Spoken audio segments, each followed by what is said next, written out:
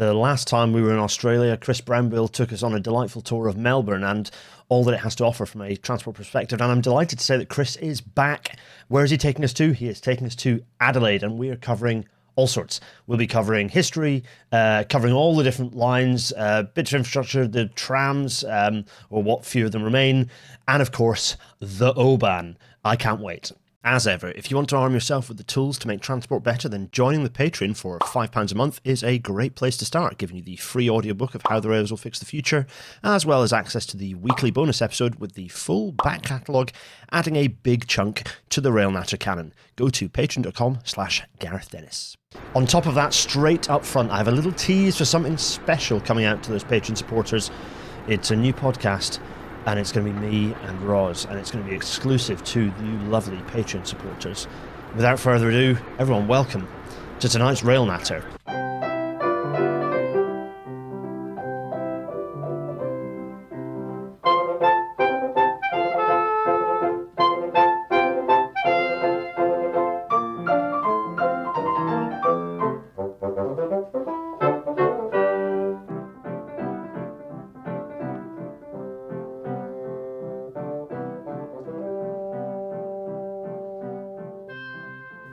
Let's take a really long train trip.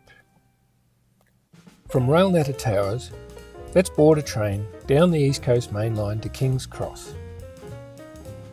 Then it's over to St Pancras and into a Eurostar to Brussels.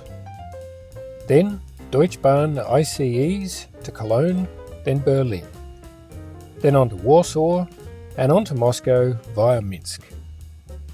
The Trans-Siberian takes us across Siberia and into Mongolia and China. Through Vietnam, Cambodia, Thailand, Malaysia we travel before arriving in Singapore. Then it's onto a ferry to Indonesia, where we arrive in Jakarta and then further on to Bali. We then board an unfortunately non-existent ferry via Timor-Leste to Darwin in Australia's Northern Territory. And then it's onto the luxurious GAN train for the trip south through Australia's Red Centre to our destination. My name's Chris Brownbill. Today we're going to have a look around the Australian city of Adelaide. We're on the lands of the Kaurna people, who for thousands of years have known this place as TARNDANYA. Adelaide is the capital of the state of South Australia, and with a population of about 1.3 million in its metro region, is Australia's fifth largest city. In European terms, it has a similar population to Greater Glasgow, or Liverpool, Marseille, Prague, Oslo, or Helsinki. And in North American terms, it's broadly comparable to Ottawa, Calgary, Edmonton, Louisville, Memphis, Milwaukee, or Oklahoma City. Dutch sea captain Francois Tyson mapped the coastline in this area in 1627, and a century later Jonathan Swift used Tyson's charts when writing Gulliver's Travels to locate his fictional island of Lilliput near Adelaide in the most remote place he could imagine. A Napoleonic expedition, captained by Nicholas Baudin, surveyed the South Australian coast in 1802. And remembering that this was during the War of the Second Coalition, when revolutionary France was at war with England and other European monarchies, the British sent Lieutenant Matthew Flinders to keep an eye on what Bonaparte's man was up to.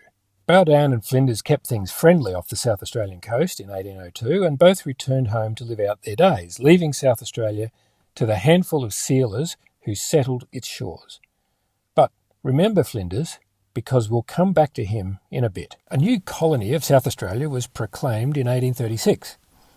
And while most were of British descent, there were also many migrants from Prussia, Silesia and Saxony who brought Lutheranism with them and a strong German language tradition that is still very noticeable to this day. Adelaide's German cultural heritage contributed to it becoming the dominant winemaking centre of Australia. And it may also have contributed to the city growing into a manufacturing centre with strong coach building presence that evolved into building trams, railway rolling stock and locomotives.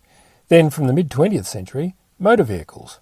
While much of the manufacturing has since been lost, The impact of the car industry has left its mark on Adelaide, and that is a mixed blessing at best.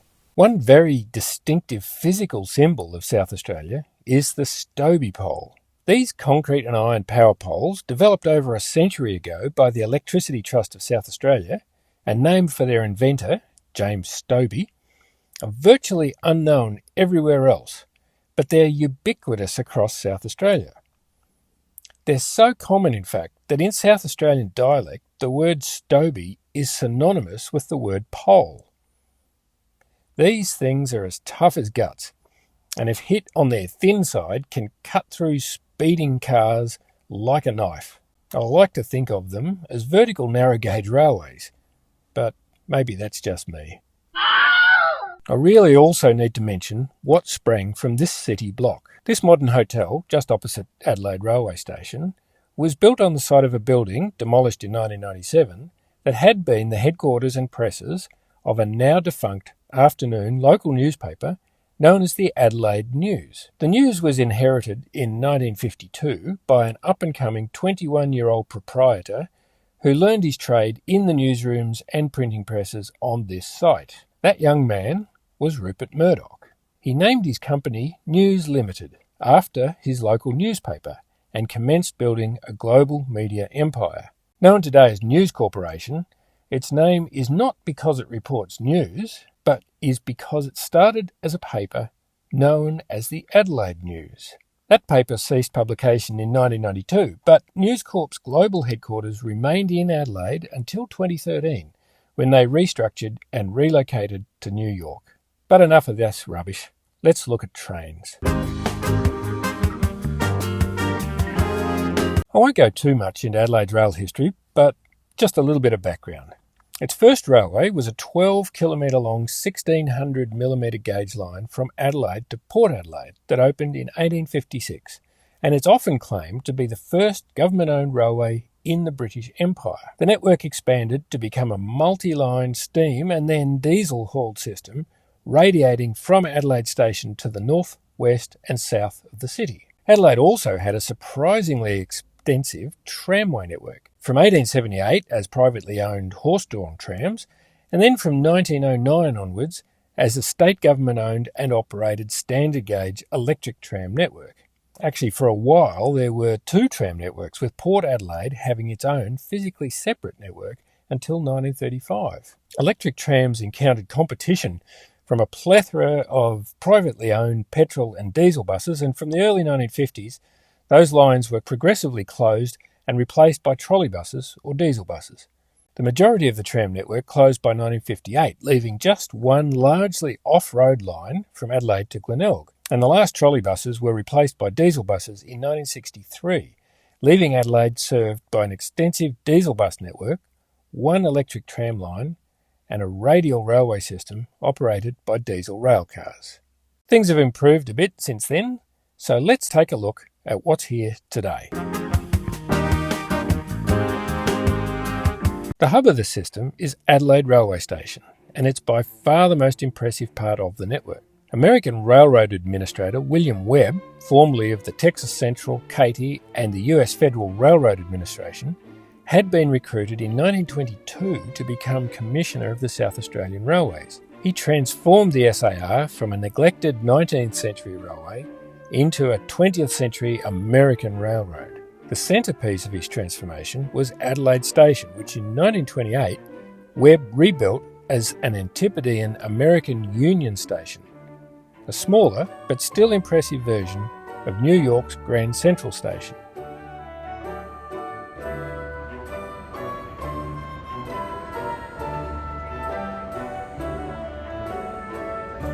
Until the mid-1980s, there were 13 open-air terminus platforms here.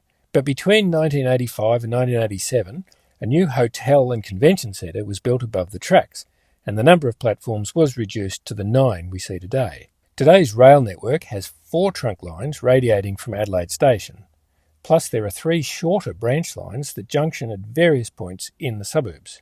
The 2 longest and busiest of those main lines, plus one of the branch lines, have been electrified in recent years at 25 kilovolts AC, the only broad gauge lines in Australia to have AC electrification, whilst the two shorter main lines plus two short branch lines are run by diesel multiple unit railcars.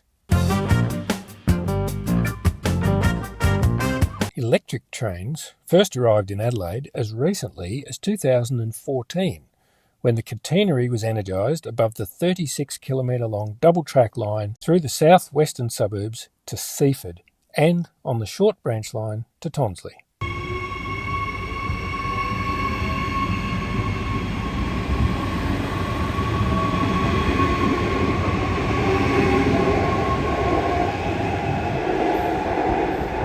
A fleet of 22 three-car electric multiple unit trains were built for this new electrification. Built by Bombardier in Victoria, these trains, known as A-City trains, draw on Bombardier's successful Perth electric multiple units and on Velocity diesel multiple units in Victoria. They seat 242 passengers and can run at 110 km per hour. They're very reliable and much appreciated by Adelaide train travellers.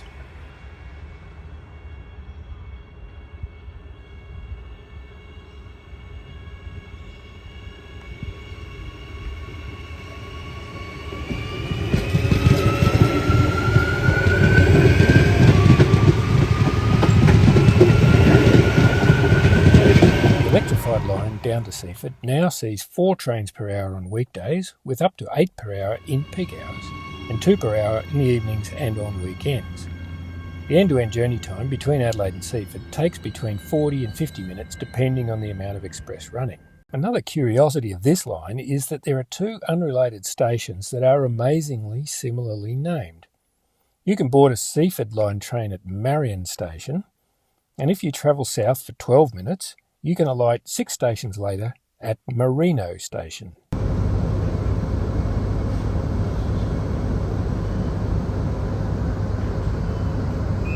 It may come as a bit of a surprise to some who perceive Australia as a nation of sun, sand and beaches that there are actually very few train journeys that offer great sea views. But the southern end of the Seaford line, although it's very suburban, does offer some great vistas of the ocean. In late 2020, a 1-station extension of the Tonsley branch line opened to a new station at Flinders. And yes, Flinders is named for Matthew Flinders, he who successfully fended off Napoleon's expedition to South Australia in 1802, and who also reportedly was the first to use the name Australia.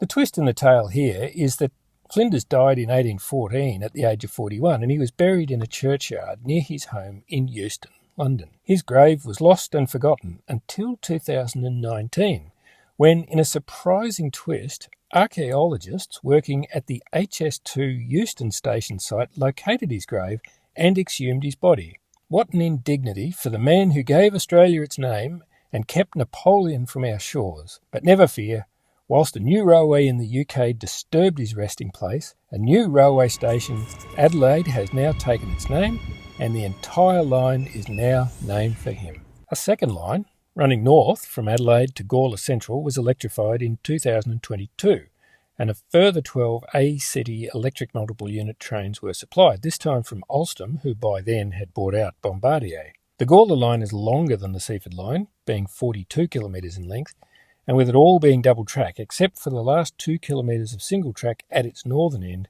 from Gawler to Gawler Central. Trains from Adelaide to Gawler run 4 times per hour on weekdays, with every second train extending over the outer single-track section to Gawler Central. These trains run a skip-stopping pattern south of Gawler that is almost unique in Australia, meaning major intermediate stations get 4 trains per hour, whilst minor stations get 2 per hour. There are up to 7 trains per hour in peaks, and at nights and weekends there's a basic 2 trains per hour service, with all trains stopping all stations at night. But on weekends, alternate trains run express through inner suburban stations, leaving them with just 1 train per hour. The electric trains are as good as any suburban trains anywhere, although the bright red paint scheme on some of the earlier units is now starting to suffer bleaching from the harsh Adelaide sunshine. The stations, though, apart from Adelaide Station itself, are pretty rudimentary. They're unstaffed and function more like bus stops with no fare gates. Adelaide is unusual in having fare payment tap-on devices on board the trains rather than on the stations. And the naming and labelling is very strange, with many station name boards being ridiculously tiny and some stations having just some of their name boards with the word station after the name. I mean, of course it's a station. To cap it off, many of the train desto displays prefix the destination with the word to. I mean, yes, desto displays tell you where a train is going. Nonetheless, they're minor things, and the Sparks effect is happening, with new residential developments like this one here at Islington springing up on former industrial sites chosen specifically because they are adjacent to stations on electrified lines. 2 trunk lines and 2 branch lines do remain non-electrified, and these are the only remaining non-electrified lines serving inner suburbs of any of Australia's state capital cities.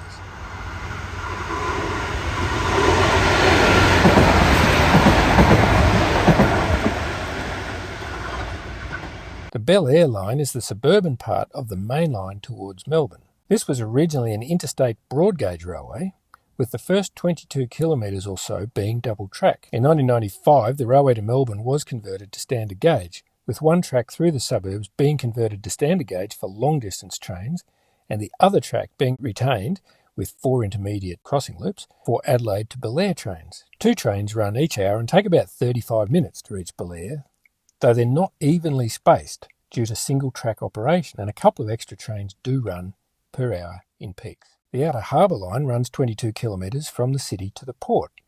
It's double track to Midlunga and single track through the outermost 3 stations. There are also 2 branch lines, one which heads west from Woodville to Grange, and a single track 1 station branch opened in 2024 to Port Dock.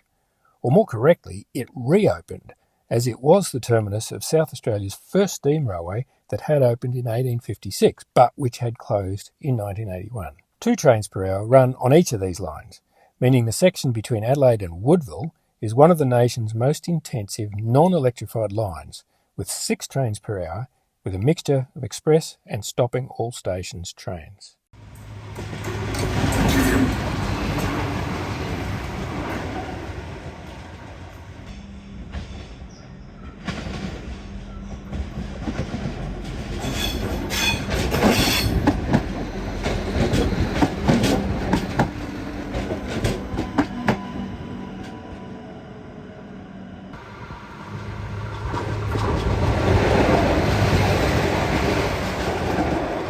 The diesel trains are Class 3000 and Class 3100 diesel-electric multiple units dating from the 1990s. Originally part of a larger 70-car fleet dating back to 1987, the 20 older units were withdrawn when the 2 lines were electrified, leaving 50 in service today. Whilst the double-ended 3000 class cars can run as single cars, they run mainly as 2-car sets, although they do sometimes, in peak hours, run as 4-car sets. In the past couple of years, all 50 cars have been retrofitted with ABB hybrid battery technology, which involves a battery charged by the diesel engines, and they do run on these batteries whilst in the confines of Adelaide Station and for about 1.5 kilometres out of Adelaide Station. The state government have promised to trial conversion of some of these units to full battery operation for use on the Bel Air line. So we'll see what happens there. But quite honestly, given the success of the lines recently converted to overhead electrification, the reluctance to embrace that for the full network is immensely frustrating.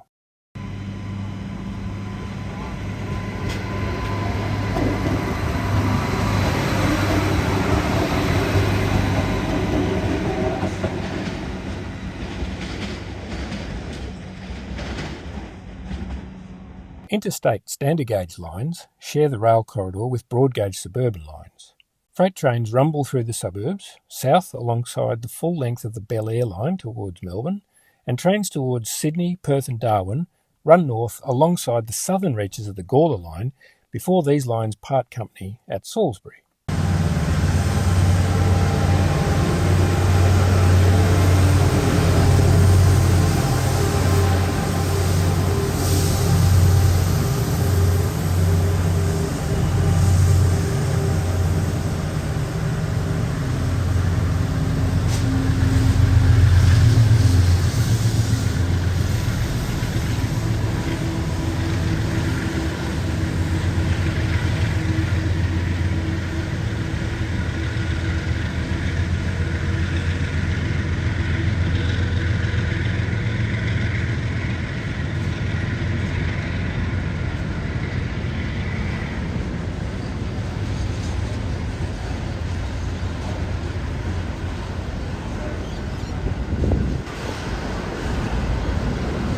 Nowadays, the interstate standard gauge lines are under the stewardship of the Australian Railtrack Corporation and are operationally and physically separate from the South Australian state government-operated suburban broad gauge network, which is now an island of broad gauge.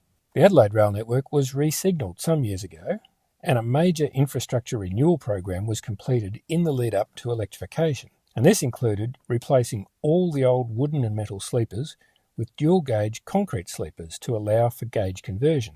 That hasn't been necessary though, and today, all around Adelaide, you can see the unusual sleepers lying ready for the change of gauge that has not come.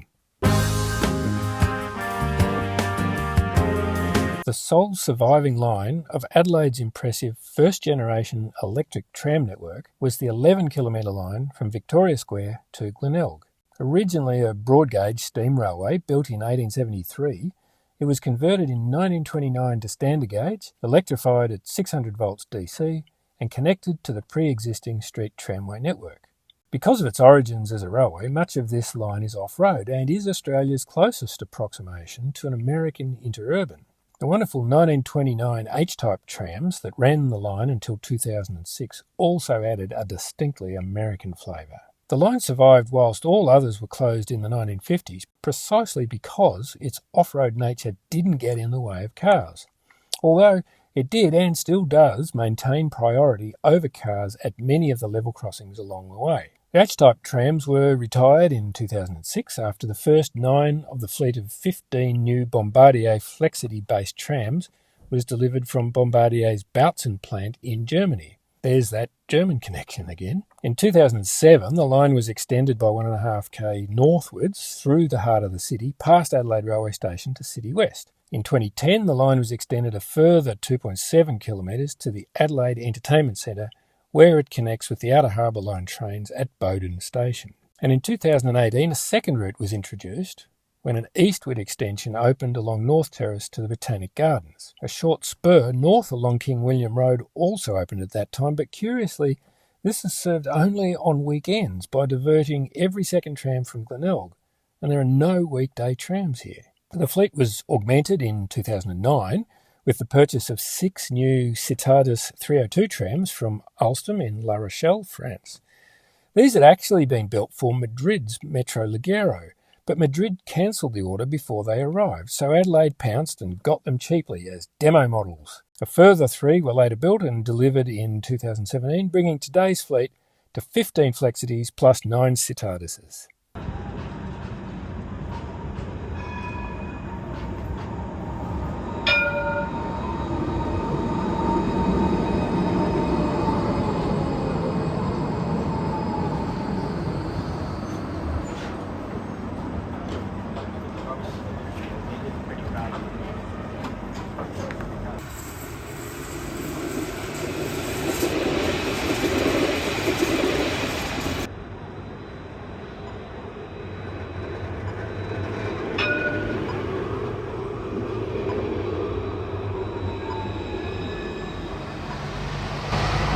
In recent months, a significant grade separation program on the Glenelg line has been completed, with the construction of 2 new flyovers to add to the 1 pre-existing rail flyover at Goodwood and 1 road flyover at South Road. There are, however, still numerous level crossings along the way, with trams getting priority over road traffic at all intermediate crossings.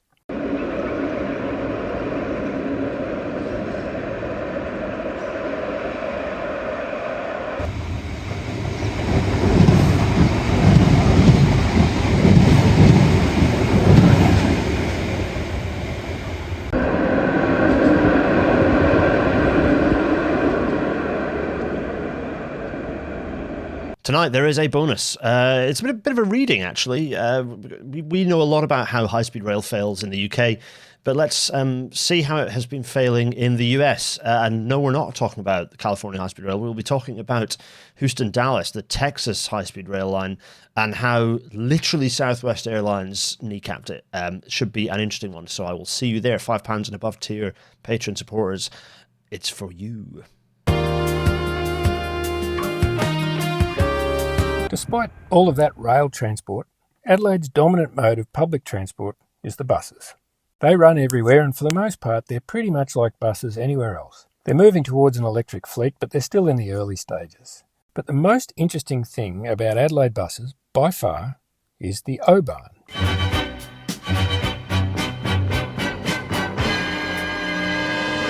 The O-BAHN is a 12-kilometre long guided busway that runs into the northeastern suburbs. The first section, opened in 1986, ran to Paradise, and it was extended further north to Tea Tree Plaza in 1989, and a tunnel to bring its southern end into the city streets opened in 2017. The O-BAHN's based on a system designed by Daimler-Benz for Essen in Germany. And there's that German connection again. It's basically a concrete track laid on concrete sleepers with horizontal guide wheels on the buses that are steered by the track walls. I don't really understand the track structure, but it seems to somehow be floating above the ground level here. Well, I can answer that one for you, Chris. But first, permit me to take the chance to tell the story of how the O-BAHN came to be, because it gives us a chance to talk about a veritable cheeseboard of delights. We've got guys, a neat summary of late 20th century transport politics, more guys, the consequences of an oil crisis resulting from US and Israeli hubris, the desperation of the auto industry, small cars versus big cars, buses versus trams, all things that we love to chat about in Rail Natter and indeed are very familiar with today. We have to start, though, with post-World War II Adelaide, because in the 20 years after the war, the population of the city doubled, and the number of motor vehicles registered in the city area increased by 43 times. In 1955, 10 years into that expansion, the state government, under Premier Sir Thomas Playford, odd name, here's a guy, established a town planning committee and commissioned a coordinated plan to guide the future development of Adelaide. The resulting epic 300-page study was called the Report on the Metropolitan Area of Adelaide 1962, and it pitched out kind of a 30-year look ahead and plan, including like over 60 miles worth of highways, improved roadways, freeways as they would come to be called. Before leaving office in 1965, Playford commissioned a detailed study kind of expanding on these plans and recommending the specific transportation improvements required to deliver it. That was the 1968 Metropolitan Adelaide Transport Study, or MATS, that envisaged about 100 miles of freeways, 10 of them, in fact, crossing this way, that way across the city. It did include a rapid rail network and an underground city loop railway. Of course, it was massively publicly opposed, largely because of the freeways, but not uniquely because of them. People were unhappy about pretty much the whole lot. But that opposition was centred around the fact there was a huge amount of compulsory purchase, or the equivalent of properties that had been built in an expanding city that probably in many cases hadn't been around for very long, other than those in the centre, the urban core. It would result in the demolition of almost entire suburbs for some of the massive junctions that would be required in the interchanges between these freeways. There were arguments in Parliament, images of gridlock that were being shared, US freeways that were already in gridlock by the late 60s. People were not happy with this. Enter another guy. Here he is. The Steel Hall is the name of the Premier in 1969. He approved implementation of that plan that year, 1969, so a year after the plan was delivered, in somewhat of a modified format. But the government began to start buying properties at scale along those corridors. By the time this was happening, that only aggravated opposition to the plans. 6 months later, the state abandoned plans for 2 of the 10 proposed highways, but this was not enough to save Hall. He was off. He was voted out of office the following year. So 1970, we have another guy arrives. The new Labour government under Premier Don Dunstan, what a name, passed, basically vetoed the construction of any freeways for a decade, essentially shelving MATS. But he did not go as far as selling off the corridors that had already been purchased. One thing that did get waved through, though, was the construction of the Adelaide Festival Centre over the optimal portal location for the subway, basically killing what was probably the strongest element of the scheme, stone dead. Whoops. And meanwhile, by the mid-70s, people's ability to move around the city had become a serious problem, particularly chronic, you could say, in the northeastern suburbs. The population of the Tea Tree Gully suburb alone had increased 20 times in 20 years. That's an enormous amount of population growth along these corridors. The corridor of land that had already been purchased for the one of the major freeways under the MATS proposals along the River Torrens, I might be pronouncing that wrong. Adelaide folk shout at me. Was the subject of a new proposal. There was a new proposal made in the mid-70s, 1973 specifically, when the State Director General of Transport suggested building a kind of a suburban rail line that would connect up to from central Adelaide to Modbury along that corridor. Becoming part of the Adelaide railway system that Chris has beautifully described already. So this started getting explored. A study called the North East Adelaide Public Transport Review, NEPTR, considered heavy rail as an option. It considered light rail. It considered busways and indeed a freeway. And the conclusion was that a light rail line or a busway would be the most viable. Where have we heard this before? And so the state government decided to go for light rail, not using these cars. These were the old cars because they decided to extend the existing historic Glenelg tramline, connecting up with kind of feeder buses at the various stations along the route, allowing some level of transfer onto the line. Once again, we found ourselves seeing trams being used instead of metros or suburban rail lines, but there we go. So this was going to be an excuse to purchase a fleet of new light rail vehicles to replace the H-type trams that were from the late 1920s, I think. So it was an opportunity to renew that system and kind of expand the use of the Glenelg tram line more broadly.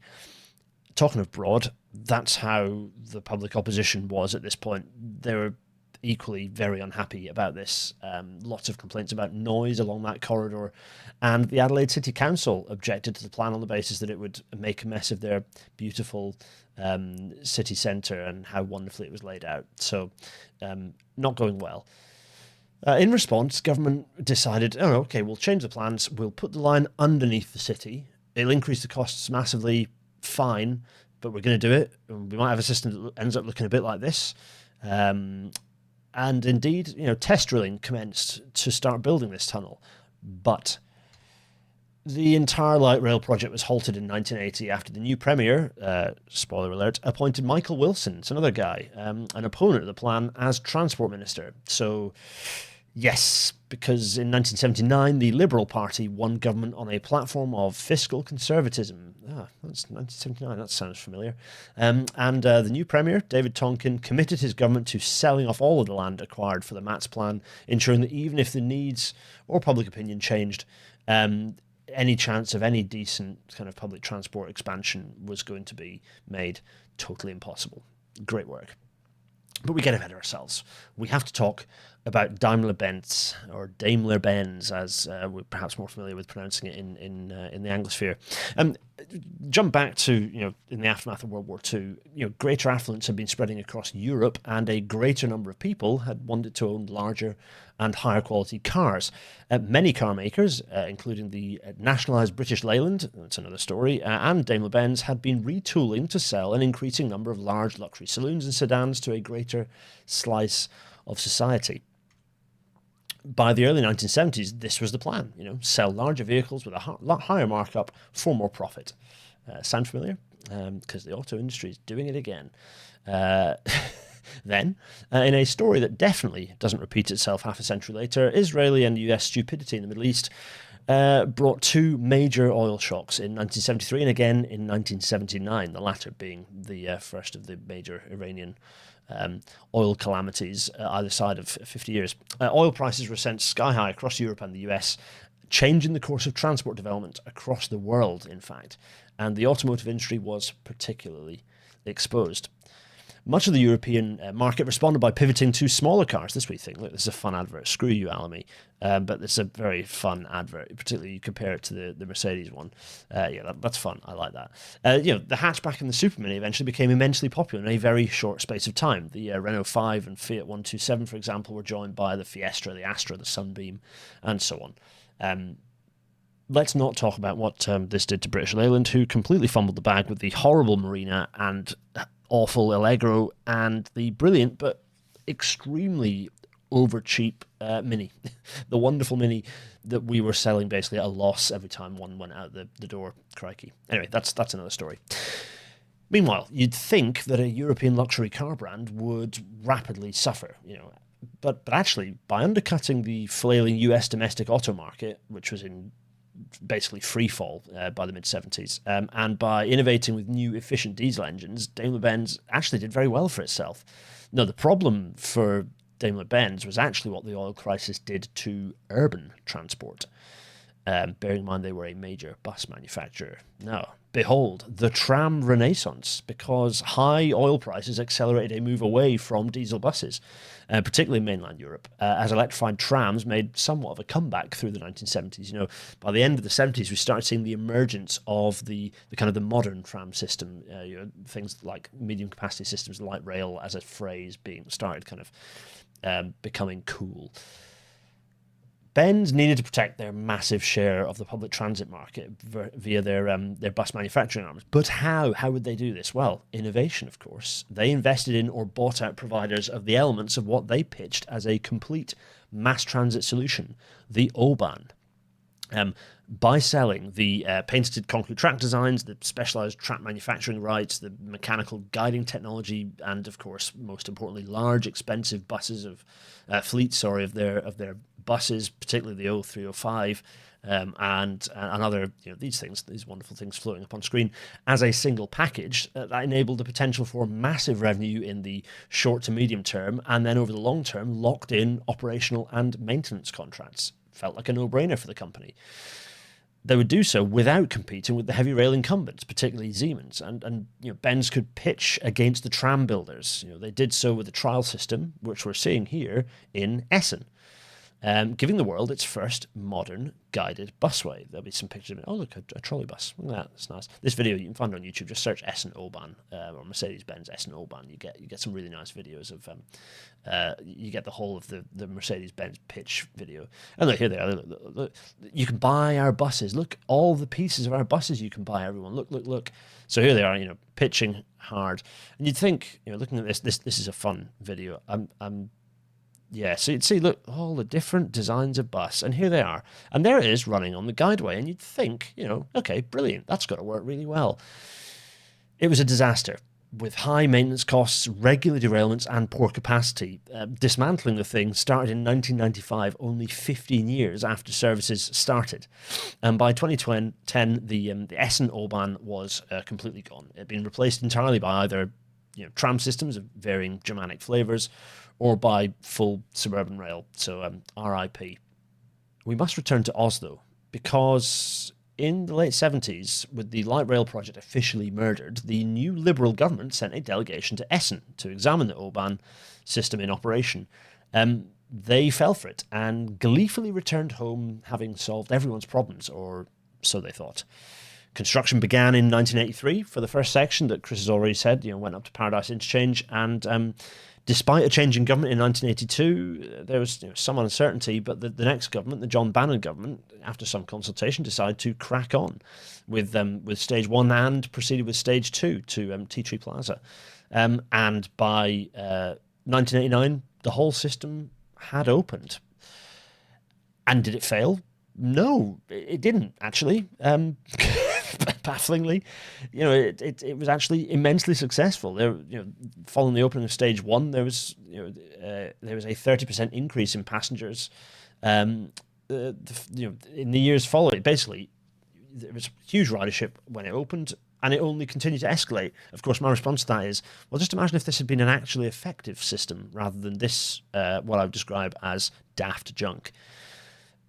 Anyway, the growth and growth, really very, very successful, genuinely. And, the Adelaide public transport system was privatised in the 1990s, and basically across the whole board, patronage of the system dropped by a quarter, except the O-BAHN, where there was no decrease. And about the time they started dismantling the Essen O-BAHN, there were, around about 20,000 passenger trips a day on the system. And, a decade ago, it was 30,000 and continuing to grow. We've had further extensions to the city centre, as Chris has pointed out. This system, it works. Again, though, I would push back on the idea that it works uniquely because it is what it is. I would say, well, imagine if this had been suburban rail being fed accordingly. But there we go. That is the system we have, and it is a bizarre quirk, a bizarre Anglosphere quirk that we seem to love guided busways rather than building trams or other more useful technologies. Anyway, what about the track structure? Chris asked, what about the track structure? Well, the sleepers look like they're floating because they are sat on piles driven as much as 4 meters into the ground, with pairs of parallel piles set at 12-meter intervals supporting the sleepers. You can see the sleepers there. They do look like railway sleepers, onto which the L-shaped track pieces are sat. So they kind of sit on top. Why the elevated design? Well, it's because the mud along the River Torrens is as resilient and as stable as custard. So sitting the track formation on top of it would have failed to provide a level running surface without intense maintenance. Chris, how much the Adelaide bus fleet uses the tracks? Not all buses in Adelaide's fleet are fitted with O-BAHN guide wheels, but a sizable minority are. Buses run on city streets and pick up at regular street-side stops, then enter the O-BAHN where they run at up to 90 kilometres an hour, calling at Clemzig, Paradise and Tea Tree Plaza interchanges en route, before again running on suburban streets to their destinations.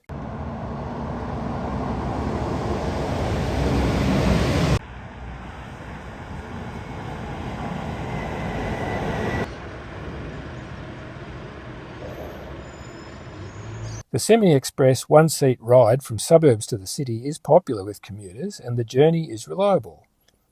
There are also large commuter car parks at the interchanges along the way, with Joni Mitchell having predicted it all those years ago when they really actually did pave Paradise to put up a parking lot. There have been occasional derailments, or would they be detractments, over the years, including right here at Clemzig. There's that German again. But generally speaking, it's been very safe.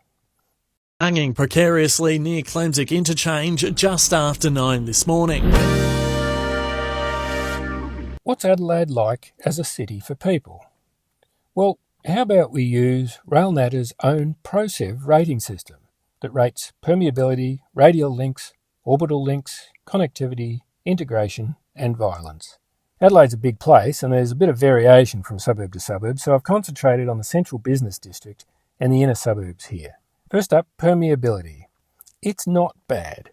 The city's quite walkable, but footpaths are often unevenly paved and the roads are wide with signalised pedestrian crossings at intersections universally requiring beg buttons to be pressed.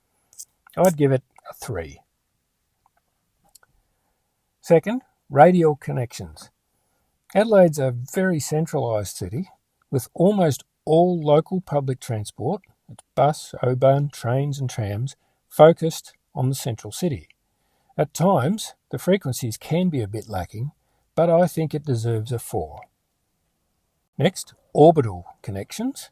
These are awful. There is one orbital bus route, the number 300 suburban connector, that runs around the suburbs, clockwise and anti-clockwise, between about 4 and 10 kilometres from the city. It runs just once every 30 minutes on weekdays and once per hour on Saturdays and Sundays, and it stops between 6 and 7 p.m. This can only be rated at 1. Connectivity. Given the distances from other major Australian cities, passenger rail services are poor. There is a passenger train to Melbourne, the Overland, which is a lot of fun, but it runs just twice weekly and it is inadequate. Other than the tourist experience trains of the GAN and the Indian Pacific, there are no other passenger trains to or from Adelaide, not even to other cities in South Australia.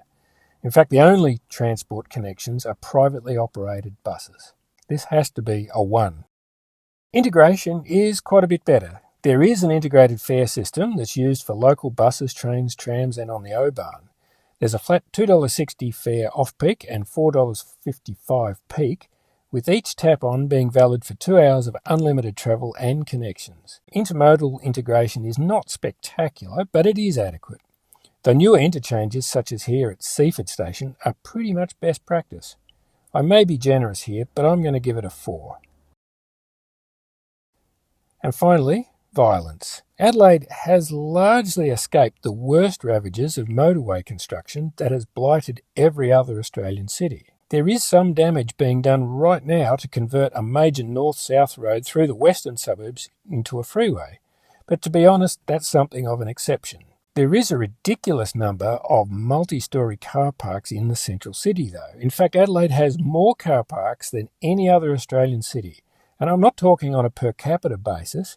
In absolute terms, it has more car parking than cities 4 times its size. On balance, I rate Adelaide a 3 here. So, adding all of those up, in summary, I give Adelaide's CBD and inner suburbs a ProCiv rating of 16. And with that, it's time for our all too brief visit to Adelaide to come to an end. Let's head to Parklands Rail Terminal in the most unimpressive and industrial location imaginable to board the GAN for the first leg of our overland trip around the world back to Railnetter Towers. Thanks for listening, and I hope you enjoy your return trip.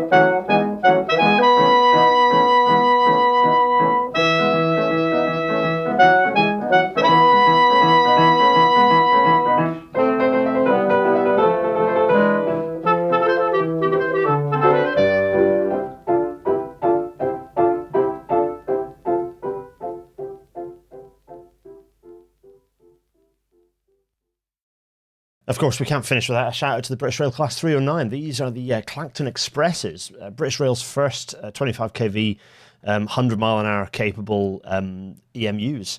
And yeah, they're just Mark 1 coaches again. But they've got slightly more cab. I don't know. These things are exactly as you'd expect them to be. They survived on the network until the year 2000, which is absolutely staggering, to be honest. But there we go. The 309.